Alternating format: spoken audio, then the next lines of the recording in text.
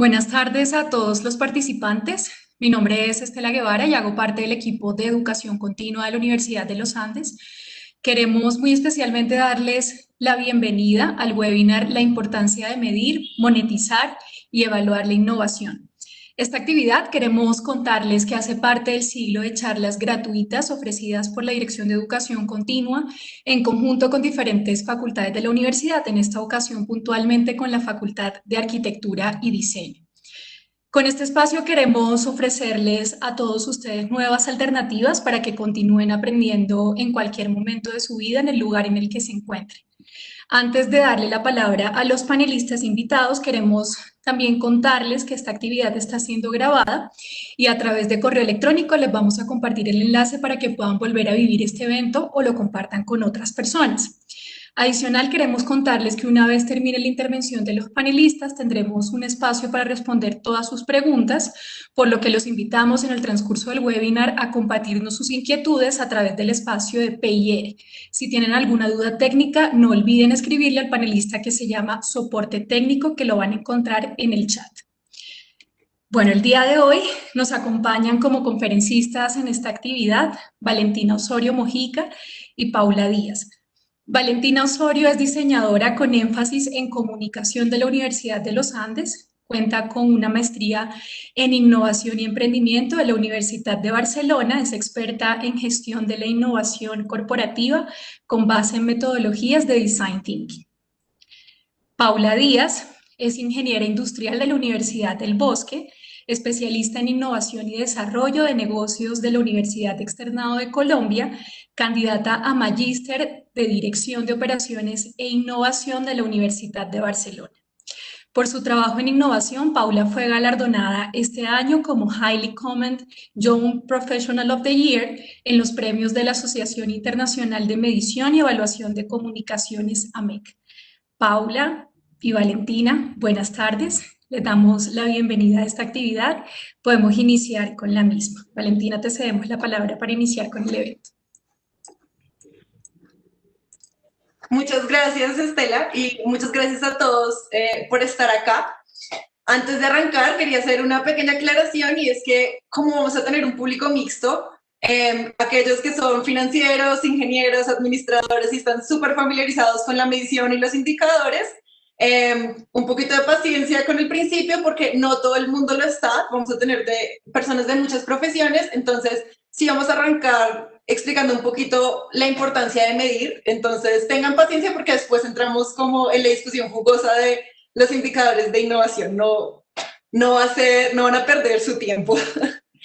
Pero pues ya arrancando de una vez, casi que siempre que se habla de medición, se escucha esta frase que ya incluso llega a ser lugar común o casi que cliché, lo que no se mide no se puede mejorar, esa frase se le atribuye a Peter Drucker, y él de hecho no es su frase, de hecho la frase es de William Thomson Kelvin, es de 1800 la frase, y la frase es más completa, dice, lo que no se define no se puede medir, lo que no se puede medir no se puede mejorar, y lo que no se mejora se degrada siempre.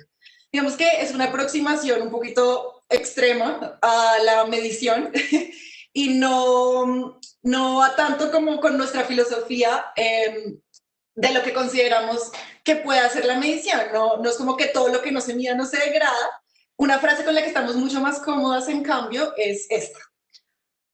Las métricas mueven montañas, pero solo si escoges las correctas.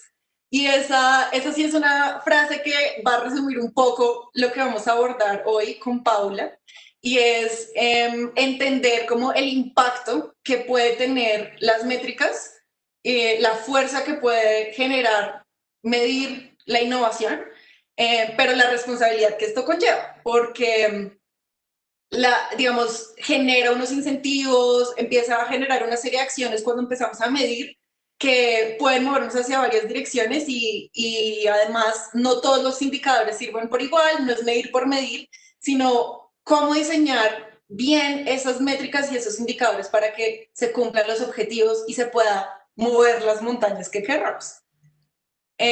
Parte de eso es que las métricas, al agregar métricas a un sistema, no se está simplemente limitando a documentar el comportamiento de ese sistema, sino que cuando se empieza a medir, se cambia ese comportamiento. O sea, ya solo el hecho de medir genera un cambio ya en el comportamiento que se está midiendo. Obviamente, sobre todo si es con personas, porque ya hay unos incentivos conectados y es solo el hecho de estarlo monitoreando y siguiendo con unos indicadores ya genera un cambio en lo que se está midiendo.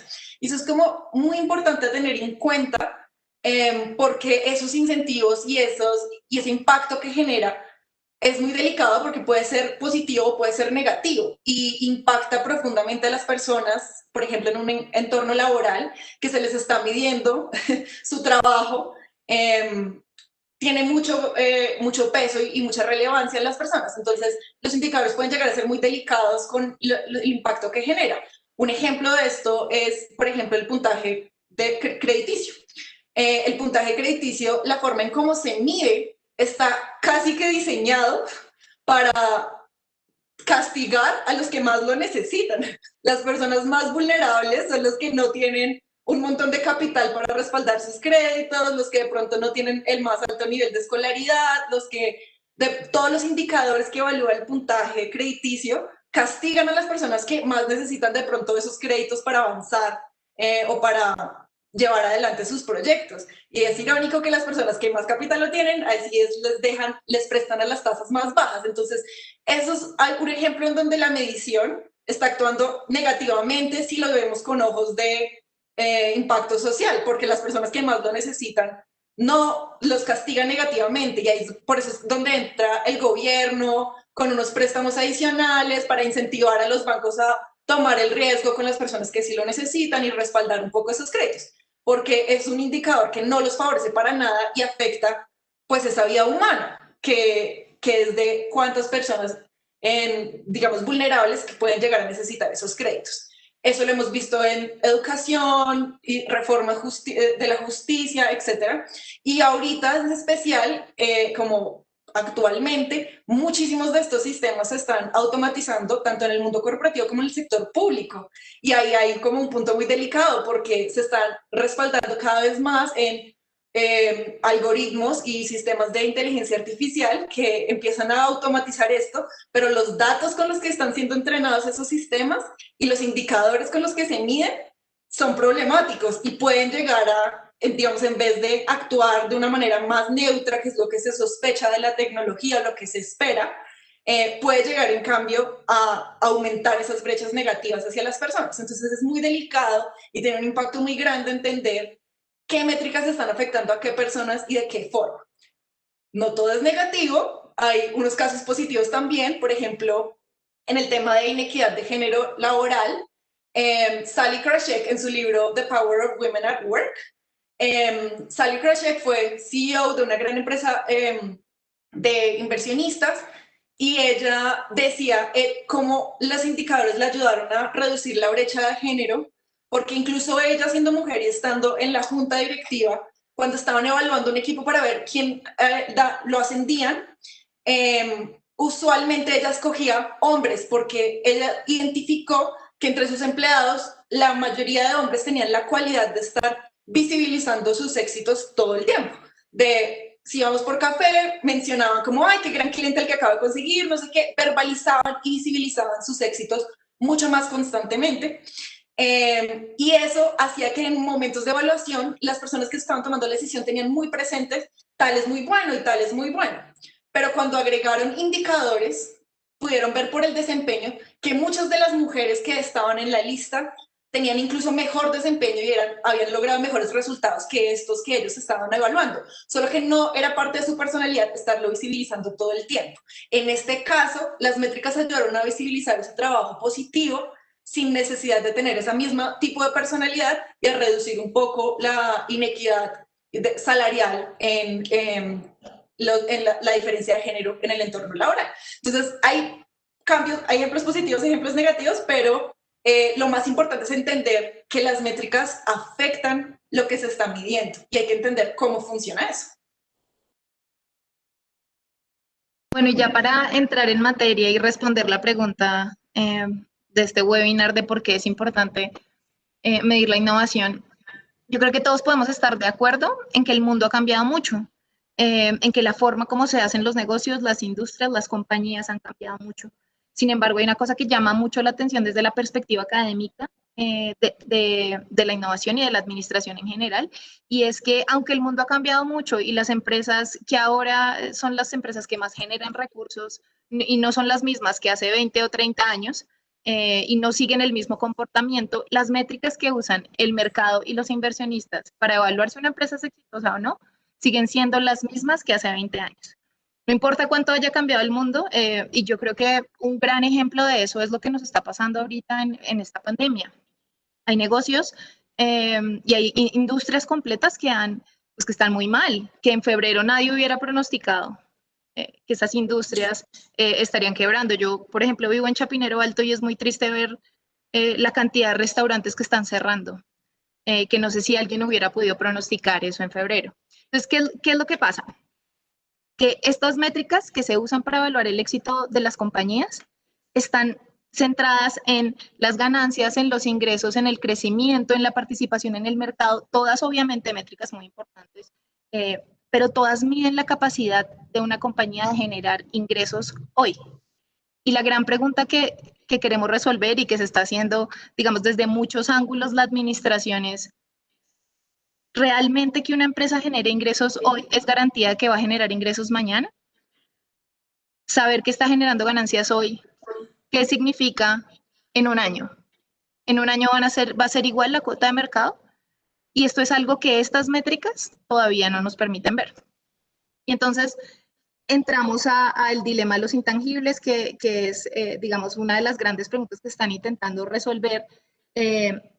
Y a mí me gusta mucho la perspectiva del reporte EPIC, que es todo este tema y este movimiento del capitalismo inclusivo, y cómo ve esas perspectivas de valor. Y lo que se está postulando desde ahí es, las empresas tienen un valor que es tangible, que es este que se mide con estos indicadores que les acabamos de mostrar, que se pueden meter en libros y en la contabilidad hoy. Sin embargo, una parte muy grande de ese valor es intangible y no se mide ni se comunica. ¿Cuál es el desafío que tenemos? Desde las áreas que manejan intangibles como innovación. Es cómo vamos a volver tangibles y medir todos los temas y todo lo que agrega valor a las organizaciones hacia el futuro. Todo lo que me va a garantizar que en un año esta empresa, esta compañía, este proyecto esté generando valor. Ahora, los intangibles, ¿cómo los define el reporte EPIC? Que es muy interesante y se lo recomiendo. Es una gran lectura y, digamos, no toma mucho tiempo. Son 4. Son el talento y todo lo que tiene que ver con cultura corporativa, la innovación, la sostenibilidad y todo lo que tiene que ver con medio ambiente, pensando mucho en las licencias que se van a necesitar de la sociedad para poder operar, y el gobierno corporativo. Entonces, la gran pregunta y lo que deberíamos responder, y la razón por la que es tan importante medir estos intangibles, es porque van a ser la única, van a dar una ventaja competitiva a las empresas que lo hagan, porque van a poder demostrar que no solo generan ganancias hoy, sino que van a generar valor en el futuro. Bueno, y entonces ahí es una pregunta que nos hacemos nosotros, y es, la mayoría de esos intangibles es donde encontramos la mayoría de profesiones de campos creativos, porque la mayoría de profesiones creativas aportan a los intangibles de las organizaciones, hablando en un contexto del mundo laboral, porque obviamente los campos creativos como el diseño, la arquitectura, el arte, las humanidades, etcétera, tienen sus propios escenarios independientes, de financiación independientes, de obras aparte, eso está perfecto, pero cuando vemos que aportan al mundo corporativo y en relación al mundo corporativo, principalmente vemos su aporte en la sección de intangibles. Entonces, entendemos que nos hacemos como esta pregunta, y es como los campos creativos pueden centrarse en medir el valor que se genera en el futuro, entonces ¿por qué no usan indicadores? Y es que no hay un estándar, como mostraba Paula, ¿no? En la parte financiera, la parte de ventas, ya hay un estándar que lleva 20 años, hay unos indicadores que ya existen, las personas los conocen y los intentan sacar, pero no existe ese mismo estándar para los aportes que hacen las profesiones creativas y en la parte de los intangibles. Toca diseñarlos a la medida. Y no hay una fórmula mágica de copiar y pegar, sino que realmente toca empezar a hacerlos y entenderlos cada uno. Entonces, cada vez más se ha visto estas personas en la necesidad de demostrarlo y caen de pronto en indicadores incorrectos. Les voy a poner un ejemplo. Es muy común o muy típico ver en una reunión de gerencias o de C-suite que llaman, ¿no? Como el CFO, el CEO y bueno, todos los Cs. Y ver al gerente de finanzas mostrar un indicador muy robusto de como el impacto que su gestión está teniendo en la organización. Es muy común ver al de ventas mostrar una cifra muy sólida de cuánta plata vendió o cuánto dinero aportó a la organización en cierto momento. Y es común ver a la directora o el director de comunicaciones presentar cuántas veces salimos en medios o cuántas veces hablaron de nosotros en redes sociales. Y de alguna manera eso no está mostrando el mismo impacto que están mostrando los demás y eso no es justo porque si es una profesión o un campo que aporta muchísimo al futuro de la organización, la reputación, las comunicaciones, etcétera, pero no se están mostrando en cuántas veces salí en medios porque eso no me está diciendo nada. Eso no me está mostrando nada de impacto porque no me dice que si salí X número de veces fue bueno o malo. No me está diciendo si hablaron bien de mí o hablaron mal de mí como organización. Solo me está diciendo que salí un número de veces. ¿Qué tal que hayamos salido un montón, pero todos los comentarios fueron negativos? No nos está diciendo cómo se alinea eso con los objetivos de la organización. No nos está diciendo si estamos dominando la conversación en los temas que son estratégicos para la organización. No tenemos ni idea solo basándonos en ese indicador y es muy común caer entonces en los que llaman indicadores de vanidad y eso es algo que conecta muchas profesiones creativas, desde branding, marketing, comunicaciones, etcétera. Hay un hueco en el que no, esas métricas estándar de likes o shares o tweets o números de veces que salí o incluso impresiones no están llegando a mostrar el impacto, porque para mostrarlo hay que diseñarlo a la medida. Hay que hacer una métrica específica que entienda el objetivo de la organización con el aporte que se está haciendo. Y ahí como que se agrega una capa extra de complejidad. Listo. Y cuando Vale y yo estábamos preparando esta presentación, sentíamos mucho que hay una gran noticia. Y la buena noticia es que esos intangibles que les estaba contando, innovación tiene una ventaja pequeña. Y al menos tiene una ventaja es desde el punto de vista de la narrativa. Yo he escuchado ya esta frase que se ha vuelto un poco también cliché y es la empresa que no innova se acaba, se muere. A los CEOs de organizaciones todo el tiempo hablando de innovación. Entonces ya hay una percepción general en el mundo de la administración de lo importante que es innovar. También pasa con el talento, también pasa con todos los temas de sostenibilidad, no tanto con los de gobierno corporativo, pero la narrativa desde la innovación es diferente y es esto sí o sí lo tienen que hacer. Entonces, la buena noticia es que como intangible, los que trabajamos en innovación tenemos una ventaja porque ahí tenemos una posición ya ganada dentro de la importancia de las organizaciones al compararla desde el punto de vista narrativo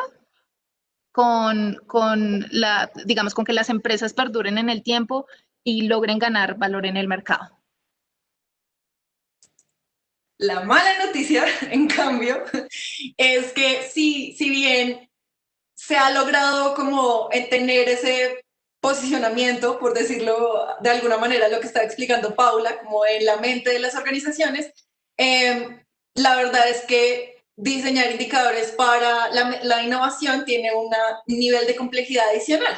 No es innovar por innovar de cualquier manera o innovar como palabra trendy, que cualquier cosa medio diferente es una gran innovación, sino que la innovación en el contexto corporativo y para lograr esas promesas que están en el colectivo que mencionaba Paula, ¿no? La empresa que innova, no muere, etcétera. Para lograr esas cosas no es de cualquier manera, sino que la innovación debe ser sistemática. digamos, para arrancar. O sea, no puede ser un chispazo eventual, una idea que a una persona se le ocurrió, lo desarrollaron, fue increíble, listo, ¿no? Qué empresa tan innovadora. Digamos, no sirve de nada si no está funcionando de una manera sistemática, ya sea que la cultura de innovación sea tan, digamos, parte del ambiente que no se necesite estar gestionando, sino que ya sucede de manera sistemática. Hay casos, Paula lo vio en Silicon Valley, en Amazon, ellos no tienen un sistema de gestión de innovación, sino que es parte de la cultura. Pero si no somos Amazon y somos la mayoría casi de empresas, necesitamos un sistema de gestión de la innovación que nos garantice que la innovación va a ser sistemática, que es recurrente, que está pensada, además organizada de una manera adecuada, que tiene una estrategia guiada a aportar a la organización y como todo el esfuerzo que se está invirtiendo en innovación, pues va hacia el mismo lado que quiere ir la organización y no son esfuerzos perdidos. Entonces, sí es muy importante que la innovación sea sistemática y pues sea bajo un sistema de gestión de innovación, pero que esté pensada en cómo va a ser su orden y que tenga un plan, principalmente. Porque pasamos al siguiente punto, y es, no todos los tipos de innovación sirven igual, ¿no? Tampoco la innovación es exactamente igual y entonces, no, pues si hacemos pequeñitas innovaciones incrementales, que es tipo de innovación donde cogemos un producto que ya existe y lo mejoramos, pero pues básicamente mejoramos un producto que ya existe, entonces ahí no estamos creando una nueva demanda, estamos aumentando la competitividad en el mercado y de pronto aumentando el flujo de caja al corto plazo, pero eso no nos está garantizando nada a largo plazo. Entonces, no todos los tipos de innovación son igual, así como estaba ese de innovación incremental, ahí meto en la misma bolsa la innovación en procesos, por ejemplo, que es como hacer lo que hacemos de una manera más eficiente, de una mejor manera.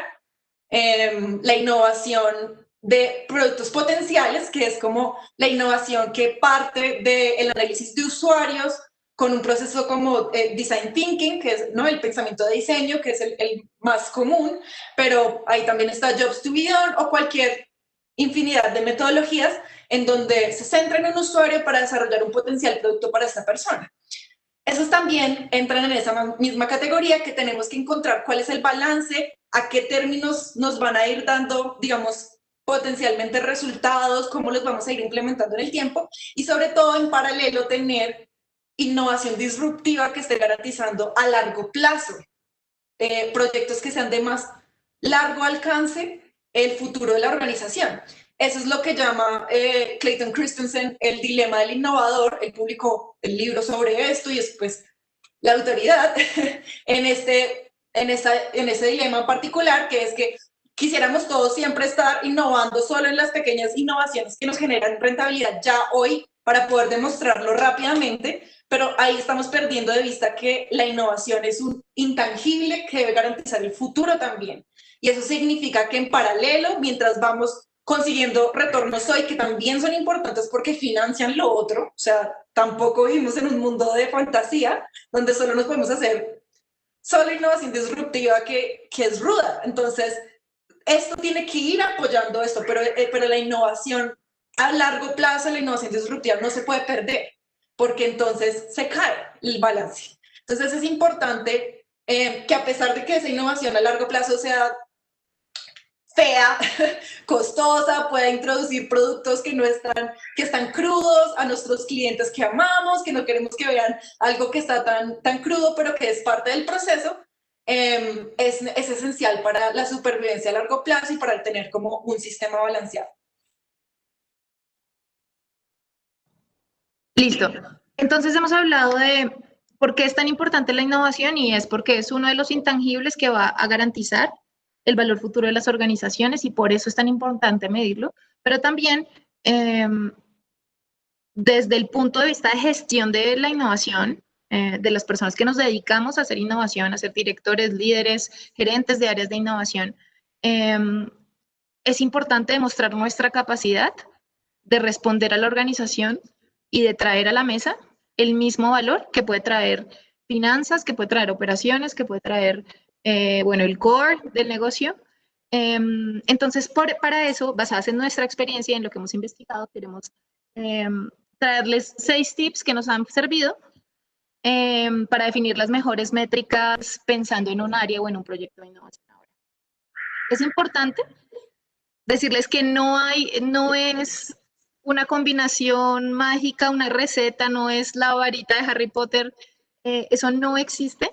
No existe precisamente porque innovación es un proceso bien complejo, pero sí hay algunos principios que le pueden ayudar a las personas que gestionan la innovación a crear el mejor set de indicadores que lo va a ayudar a mover la montaña.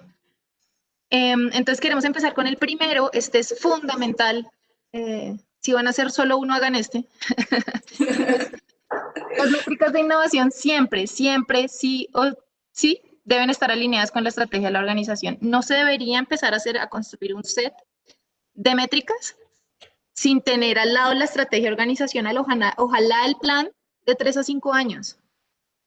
Porque no puede ser que los objetivos que se ponga desde innovación no le estén apuntando a los objetivos estratégicos organizacionales. Si ese link no se da, al final va a ser muy difícil demostrar el impacto que está teniendo el área de innovación sobre el crecimiento de los objetivos estratégicos. O peor aún, que la innovación esté jalando para un lado diferente. Si el plan estratégico dice que vamos a conquistar el mercado de México y lo que estamos haciendo en innovación es priorizar y darle más capital y invertir más en los productos que estamos investigando para el consumidor colombiano, pues muy seguramente nos va a quedar muy difícil demostrar el impacto que estamos teniendo sobre los objetivos organizacionales. Entonces, siempre que se vayan a sentar a hacer un set de indicadores, hay que tener la planeación estratégica y hacer alineación de los indicadores.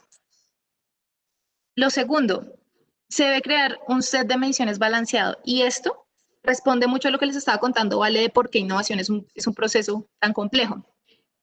Primero tiene que ser sistemática, porque si no es sistemática, es muy difícil demostrar cómo vas a cambiar el futuro de la organización. No puedes depender de una persona o de un producto estrella, sino estar generando innovación sistemáticamente. Y eso significa productos nuevos, procesos nuevos, mejoras a los productos existentes. Entonces, en ese sentido, como es un sistema, se necesita mínimo un indicador de gestión de la innovación, de gestión de las actividades que empujan todos los días para que la innovación sea sistemática en la organización. Lo segundo es un indicador de creación de valor en el futuro y de la creación del ambiente adecuado para que esa innovación se dé. Muchas veces, y lo que yo he visto que es común en la industria, es que este segundo indicador sea un indicador de cultura organizacional, de cultura de innovación, perdón.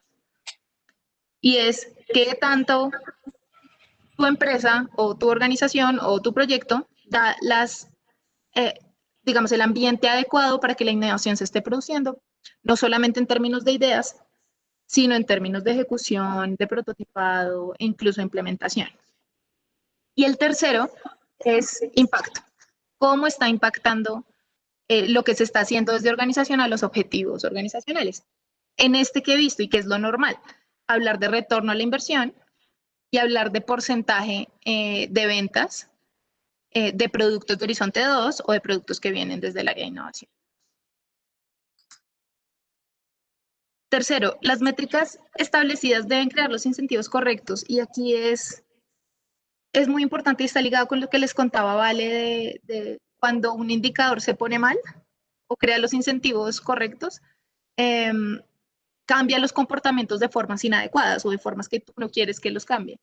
Hay un ejemplo que a mí me gusta mucho, que me parece que explica bien esta situación y es de 3M, esta empresa que se dedica, bueno, que su producto estrella son los Post-its.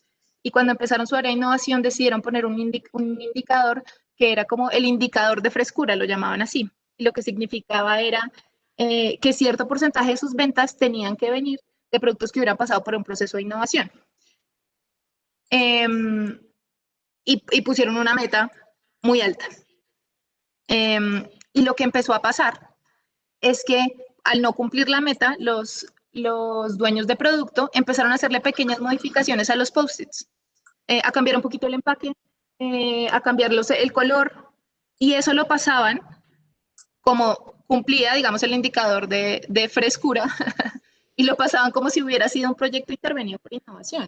¿Eso qué hizo? Que efectivamente ese indicador se cumpliera, pero que no hubiera ningún impacto en las ventas. Entonces hay que tener mucho cuidado con la forma como se establecen los objetivos y hay que entender y sentarse a pensar. Si yo pongo este objetivo, ¿qué incentivos estoy generando? ¿Qué va a ser mi gente? ¿Qué va a ser mi equipo? ¿Qué va a ser mi organización para cumplirlo? Justamente porque esto que está diciendo Paula es que si estamos trabajando con personas, hay un factor humano. Y eso es como el elefante rosado o el tema que la gente siempre camina alrededor cuando se habla de métricas y indicadores en la parte laboral.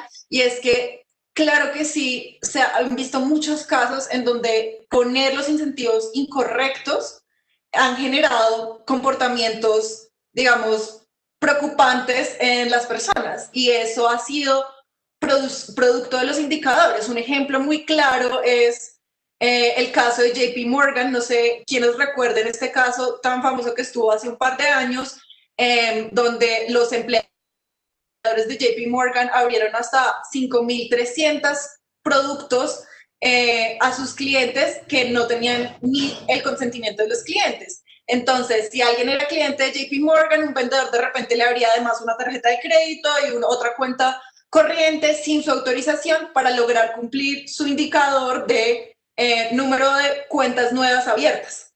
Y entonces fue tal el impulso y la presión sobre esos incentivos de ese indicador que llevó a que no solo uno, sino que esto ya fue algo sistemático a través del banco, que empezaron a hacer esta trampa o esta acción indebida frente a sus clientes para lograr cumplir ese indicador. Ahí todo el mundo tiene que sentarse y decir, esto fue claramente un problema de indicador, o sea, eso no debió ser así, eso fue lo que incentivó ese comportamiento. Digamos, no es que lo excuse, sino que hay que entender como la consecuencia y fue una forma directa de afectar el trabajo o la subsistencia de los empleados condicionado al número de apertura y no, por ejemplo, a la ganancia que podían obtener de cada una de las cuentas. No estaba pensado en aumentar el crecimiento de las cuentas, sino del número de cuentas nuevas. Y esa especificidad y esos detalles empezaron a generar eso. Entonces sí hay que tener mucho cuidado con entender cuál va a ser la reacción que genera, porque ¿no? Puede fallar si no se tiene eso presente.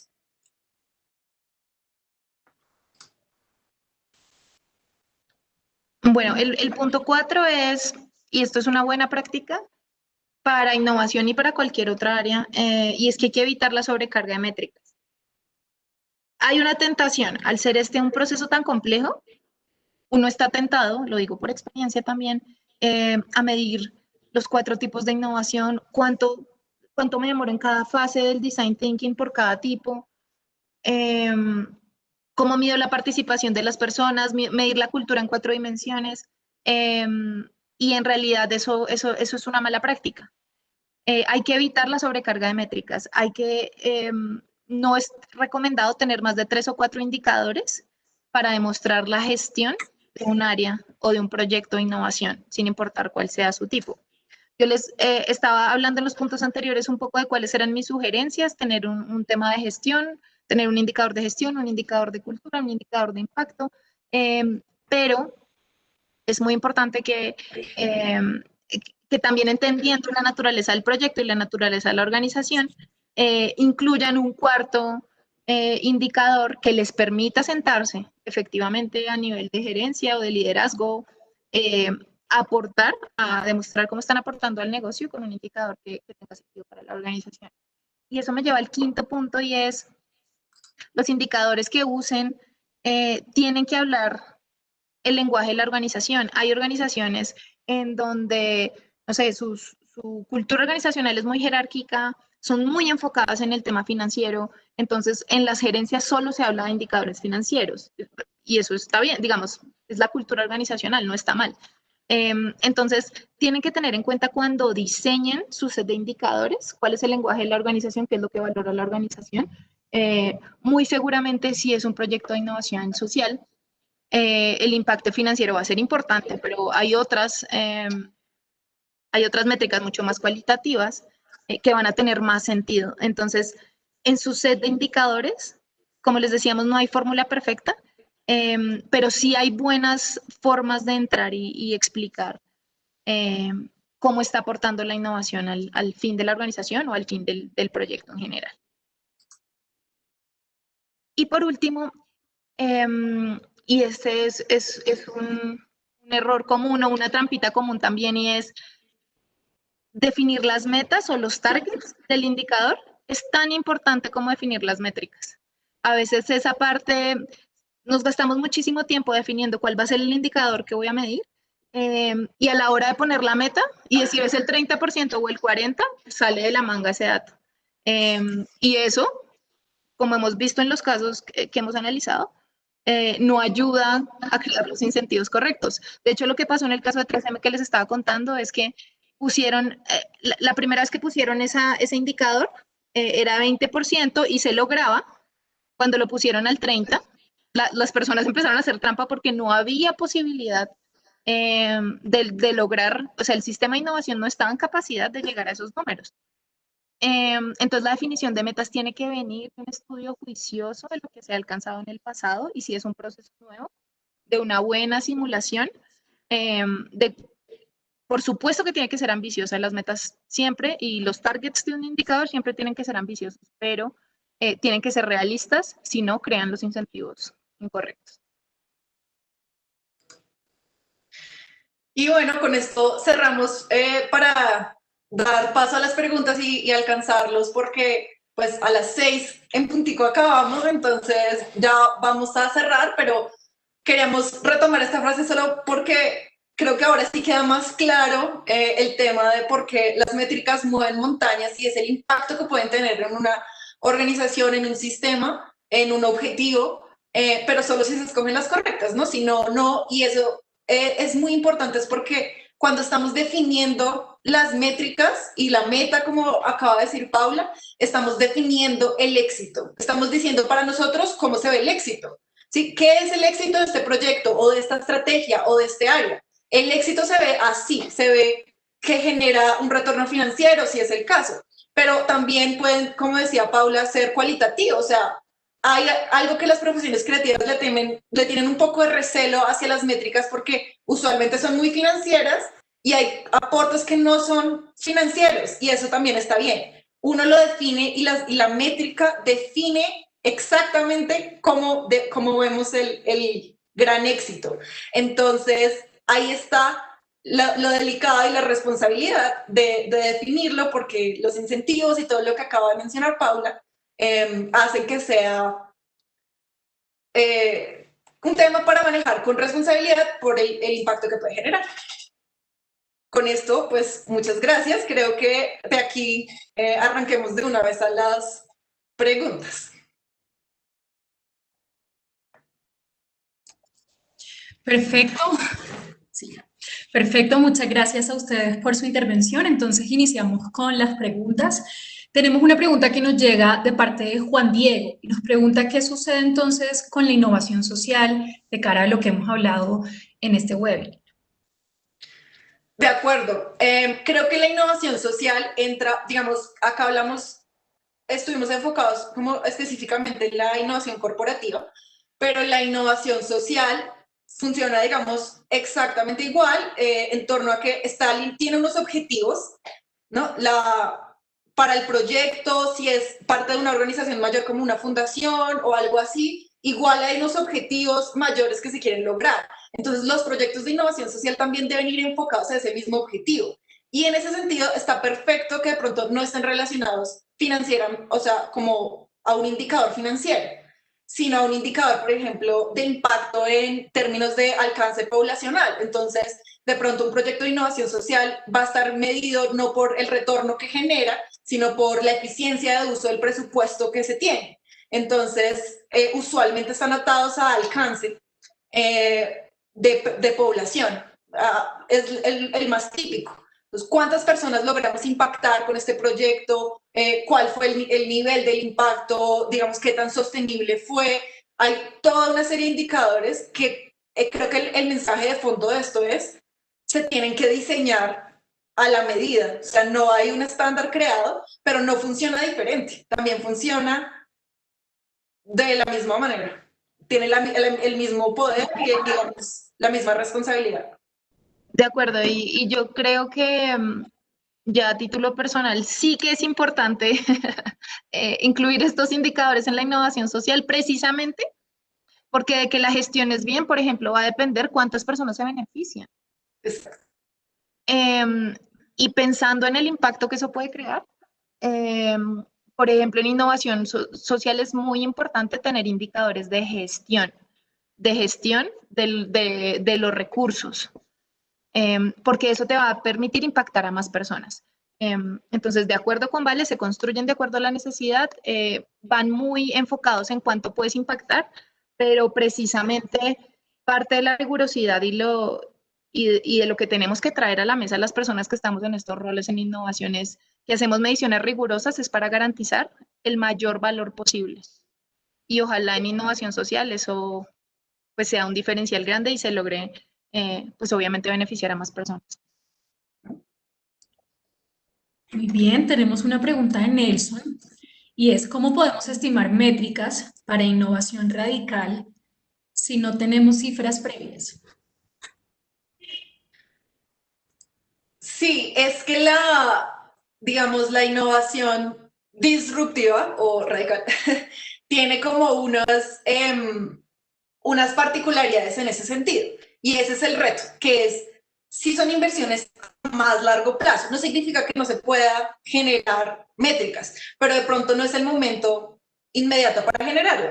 Esto estuvimos hablando con Paula y en nuestra experiencia, digamos, típicamente un producto de innovación es lo que hemos visto también desde otras empresas que hemos asesorado en innovación a través de la Cámara de Comercio. Típicamente uno ve como el retorno de un producto de innovación como en 2 años, pues ya aceptado en el mercado, implementado tal. Cuando estamos hablando de innovación disruptiva es completamente diferente y ahí hay unos pesos, o sea, una expectativa que hay que tener. Ahí es más de ir calculando cuánto se va, cuál es ese precio, como el bolsillo que podemos destinar a eso, y cuánto vamos invirtiendo en ese tipo de proyectos. Por eso yo les decía cuando le explicaba que la innovación disruptiva es mucho más cruda y más fea, ¿no? Porque es mucho más lindo presentarle al presidente de la compañía, a un CEO, como mira, estamos invirtiendo en esto, pero en 2 años vamos a tener este retorno y vamos a tener esto y como un trayecto más claro. A veces lo que pasa con la innovación disruptiva es que ese futuro no está tan claro y además es una apuesta. Entonces, de pronto no lo puedes atar estrictamente al retorno a la innovación. Ahí es donde empezamos a ver qué están generando qué aporta a los intangibles del valor futuro, no valor actual. Entonces, de pronto no es tan claro establecerle una meta a ese indicador, sino más bien un progreso digamos, los indicadores de impacto no pueden ser tan netamente financieros, tienen que estar pensando en otras cosas, como en una visión un poco más amplia. Hay como buena práctica y te lo puedo decir desde mi experiencia. Primero es muy importante entender que este tipo de innovación toma más tiempo. Es así. Sí. Es así. Y generalmente consume muchos más recursos. Generalmente la investigación es más difícil. Tienes que pasar mucho tiempo ahí sí centrado en el humano para cual estás diseñando. Entonces, lo primero y un indicador clave sería, pues, obviamente el tiempo que vas a tardar diseñando un producto que vaya y rompa el mercado. Y hasta cuándo, digamos, cuál va a ser tu threshold, tu umbral de permanencia en el tiempo. Eso es lo primero. Y lo segundo es, si es disrupción, generalmente lo que quiere decir es que entras a ocupar mucha participación del mercado. Entonces, muy seguramente al final lo que se va a medir después de ser implementado, no en el proceso de diseño, va a ser qué tanto porcentaje del mercado va a ocupar o qué mercado nuevo va a crear o cuánto es ese porcentaje de ese mercado nuevo versus el mercado anterior. Entonces, muy seguramente al final va a haber algún tipo de medición de mercado y de retorno a la inversión en un tiempo mucho más prolongado que lo haría una innovación, digamos, una mejora en producto o una innovación de proceso. Exacto. Y porque la innovación disruptiva, por exacto lo que acaba de mencionar Paula, genera crecimiento. Porque ahí sí, la idea es que entre a un nuevo mercado, ¿no? Interrumpir y robar una gran porción de un nuevo mercado. Y así es que sí genera crecimiento más sostenible. Pero yo creo que solo para cerrar y agregar al punto de Paula, hay que también definir en qué punto se diseñan esos indicadores, porque al principio de pronto eso no está tan claro. O sea, hay que entender que hay una parte un poco de... que es por eso es que se llama el dilema del innovador, porque obviamente yo preferiría invertir en productos que estoy viendo el retorno ya y que lo tengo más claro, que invertir recursos y tiempo, muchos recursos y mucho tiempo en un producto que es un riesgo, porque es a más largo plazo. Pero si no se hace, no estoy garantizando el futuro. Entonces ese es el dilema. Listo. Siguiendo con el hilo de innovación disruptiva, nos preguntan si en vez podemos medir métricas de riesgo, que incluso acabas de mencionarlo, Valentina, por el riesgo latente. ¿Se puede medir el riesgo en este tipo de proyectos? Claro, es que nuevamente, la métrica solo define las cosas que tú consideras. Entonces es como la organización que considera que son los riesgos. ¿Cuáles son los riesgos? Son los riesgos financieros, ¿qué tal que invirtamos más plata que la que tenemos en presupuestada? ¿Qué tal que, no? Si hay un cierto elemento de alto de riesgo y creo que como organización se deben definir hasta qué punto estamos dispuestos a tomar ese riesgo, ¿no? Cuando ya pasamos el límite, digamos, de inversión financiera, de recursos que vamos a asignar a este proyecto, digamos, más allá de esto ya es un riesgo más alto del que nos podemos dar el lujo de tener como organización, hasta cuánto tiempo le vamos a dedicar a esto, a cuántas personas van a estar, a qué mercado vamos a llegar a entrar y cuando se va desarrollando ese proceso, ¿no? ¿Qué tan riesgoso es el mercado? ¿Qué tan competitivo es? O sea, ahí hay toda una serie de riesgos que van a ir constantes en el proceso de innovación disruptiva. Pero lo más importante es, y ahí no lo voy a definir yo, sino cada organización debe definir cuáles son los riesgos que están viendo según el proyecto y cuál es el límite al que están dispuestos a llegar y estar monitoreando, no cruzar. Y para aterrizar un poco eso en la experiencia, lo que yo he visto es que principalmente hay 3 riesgos asociados a la gestión de la innovación. Hay riesgos financieros, hay riesgos de reputación y hay riesgos de operación. Los financieros es hasta cuándo hacen la inversión, cuánto tiempo y cuánto capital vas a invertir. Y eso qué significa en términos de retorno, eso qué significa. Y lo que uno hace, digamos, al gestionar ese riesgo es no tener todos los huevos en la misma canasta y tener al tiempo innovación disruptiva, pero también innovación en proceso, innovación incremental, que te vayan, digamos, distribuyendo todos tus recursos para que no los tengas enfocados. Los riesgos de reputación son muy importantes tenerlos en cuenta, porque si una empresa se va a innovar en otro mercado que no conoce o sale súper mal y la reputación de esa organización está construida sobre su excelencia o su calidad operacional, pues muy seguramente ahí, entonces, ¿qué se hace para mitigar ese tipo de riesgo? Por ejemplo, se construyen spin-offs. Entonces dicen, listo, esto es un riesgo que vamos a tomar con un producto muy disruptivo, pongámosle otra marca, pongámosle otro nombre y que empiece a generar su propia, digamos, sus propios recursos para calibrar ese riesgo de reputación y también los riesgos operacionales. Y esto incluye, entre muchas cosas, no poder funcionar. Entonces, esos serían como los 3 que yo he visto así en la vida real, en innovación que hay que gestionar. Perfecto, nos preguntan si el mejoramiento de un producto o un servicio termina convirtiéndose en una innovación o se puede hacer un mejoramiento sin innovación. Es la pregunta. Bueno, para entrar en la ñoñez que Paula y yo amamos estas discusiones de ñoñez, el manual de Oslo define la innovación de producto como un cambio significativo en un producto, o sea, una mejora significativa en un producto o en un empaque o en un proceso, o sea, no es solo una evolución natural, una cosita extra, sino un cambio que realmente genere una diferencia.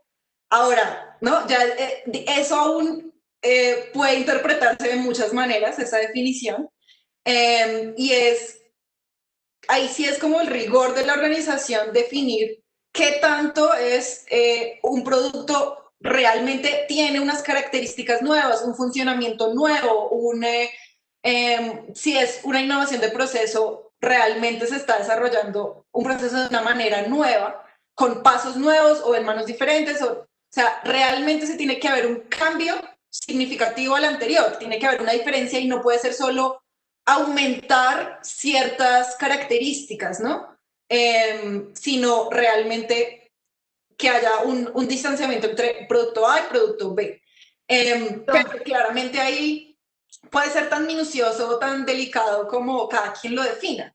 Creo que sí es un poco el rigor de por demostrarle, por ejemplo, cuando uno se está presentando a convocatorias, como por ejemplo la de Colciencias, que es, creo que para cualquier persona que trabaja en innovación corporativa, de las convocatorias más importantes porque financian la innovación de toda tu empresa vía descuentos tributarios.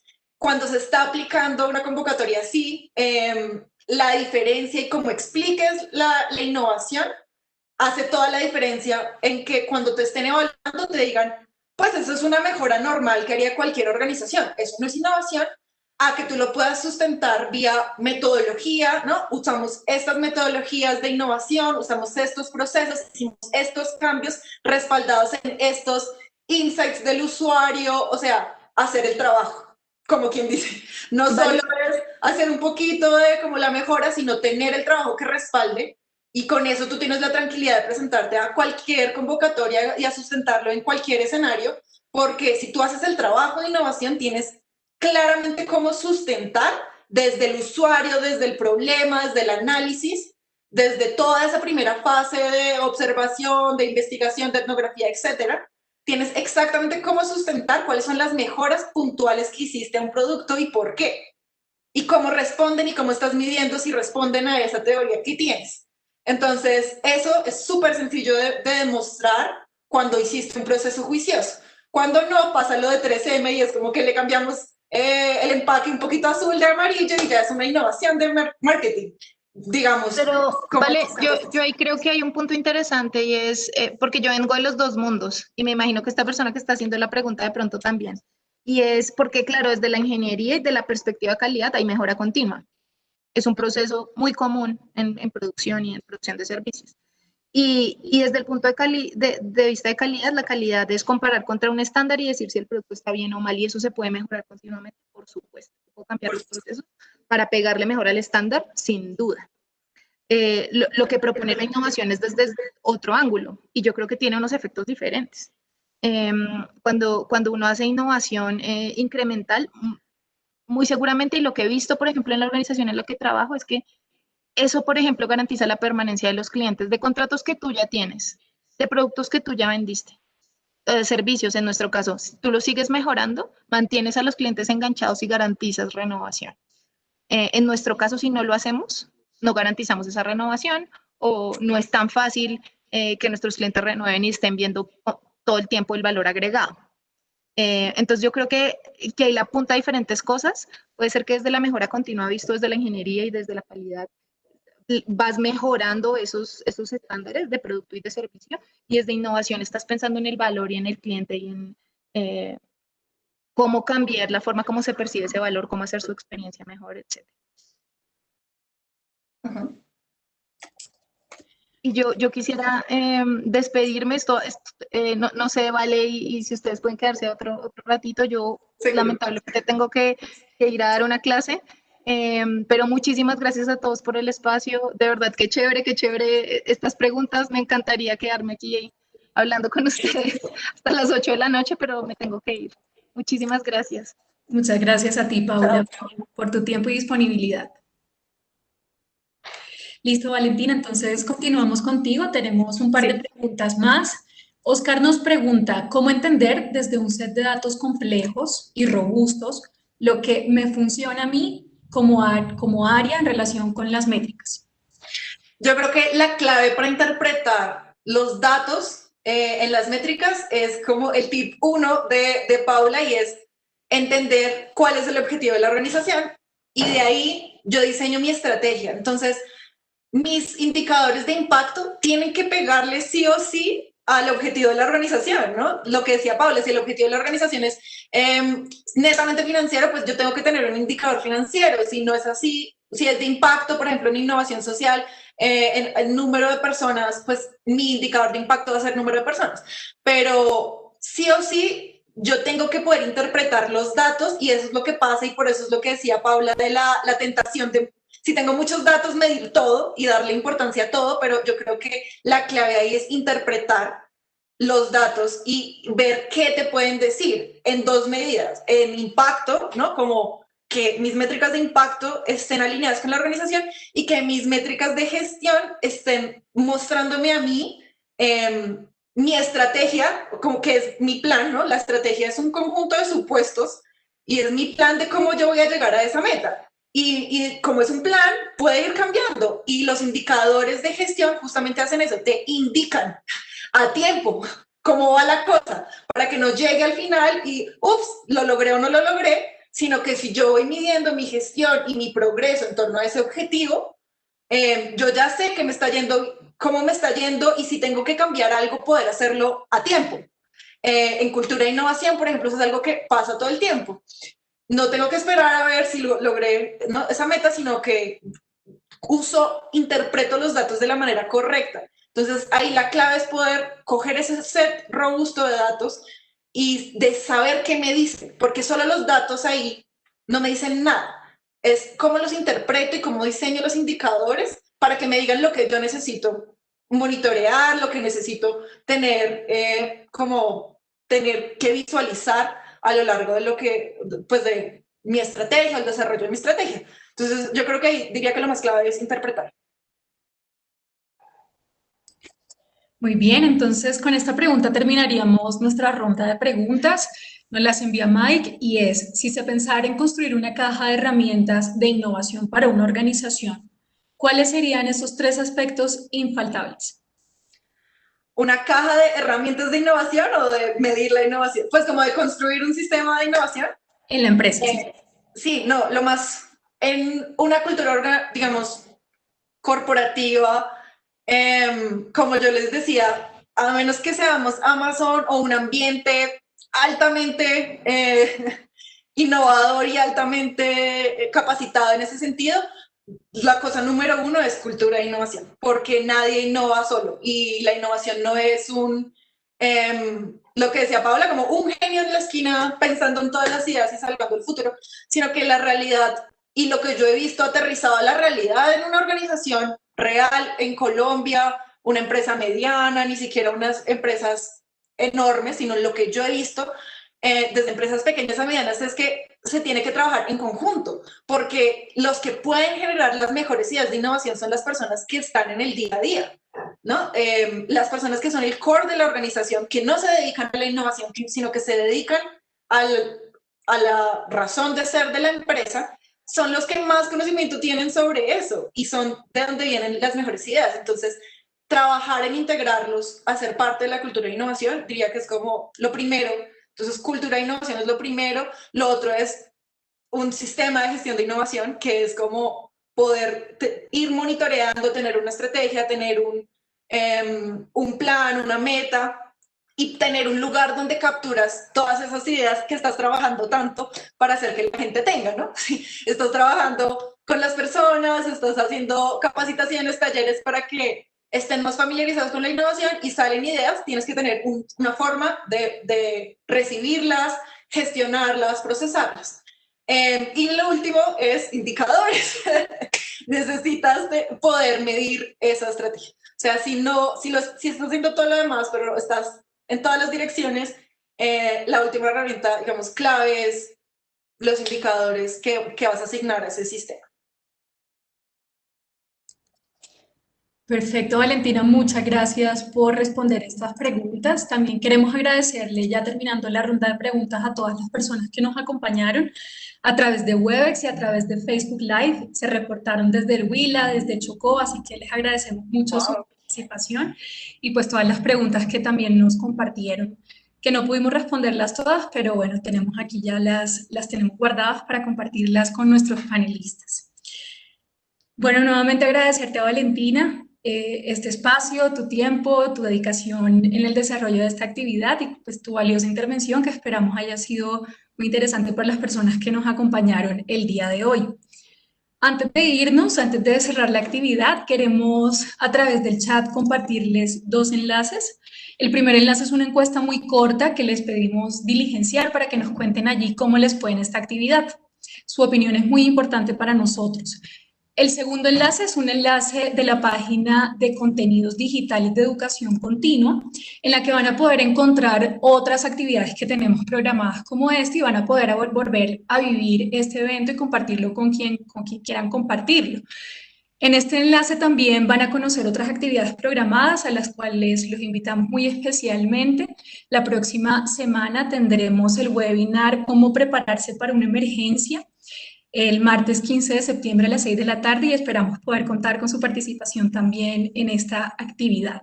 Bueno, y que nuestra siguiente actividad en conjunto con educación continuada es el curso de cómo diseñar indicadores de innovación para poder ver caso a caso, medida a medida, entender cómo se diseñan, cómo se crean ya en casos reales y como ejercicios más prácticos.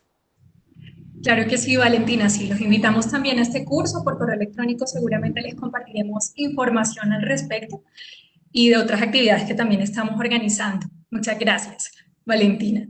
Muchas gracias a ustedes, muchas gracias a todos, que chévere toda esa participación y de tantas regiones, me alegra un montón. Pues muchas gracias por tenerme y fue un placer. Muchas gracias a todos por tu participación. Nos esperamos entonces en otras actividades. Que tengan una feliz noche.